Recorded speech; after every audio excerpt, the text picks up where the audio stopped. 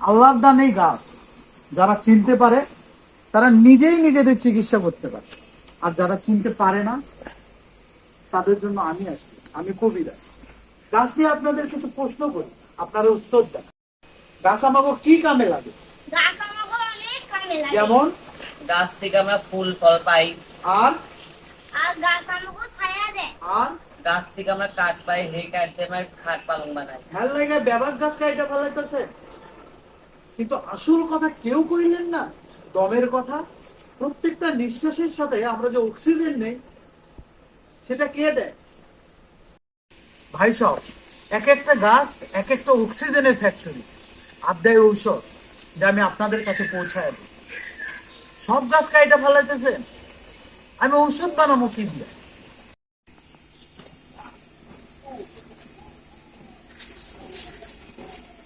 কি রকম বিরাজ, কি করতেছেন? আচ্ছা, এখানে একটা অর্জুন গাছ ছিল না? ছিল তো, কাইটটা ফেলাইছি। এখানে একটা শিশু গাছ, ওই মাথায় একটা ভর্তুকি গাছ। ছিল, কাইটটা ফেলাইছি। আপনার গাছ? হ, টাকা দরকার পড়ছিল, তখন বিক্রি করে দিছি। গাছগুলো লাগাইছিল কি? গাছ লাগাইছিল আমার আব্বাই। আপনি কি লাগাইছেন? আমি কি লাগাইছি? আপনার পোলারও তো ভবিষ্যতে টাকার দরকার হতে পারে। আমি আর আপনাকে কবিরাজ নাই, আপনারা চাইলেও আমি আর ওষুধ দিতে পারি না। যদি প্রশ্ন করেন কেন, তো উত্তর একটাই, সাপ্লাই শেষ। গাছ নাই তো আমার ওষুধও নাই। লাকড়ি দিয়ে চুলা জ্বালাইছি, হাত পালং বানায় শুইয়া রয়েছি, টাকার দরকার পড়ছে, গাছ কাইটা ফেলাইছি। যা কাইটা ফেলাইছি তাকে পূরণ করছি। বাপ দাদার লাগানো গাছ কাইটা ফেলাইছি। নিজেকে সন্তানের লাগে কি রাখছি? অক্সিজেনের ফ্যাক্টরি ধীরে ধীরে শেষ হইতেছে।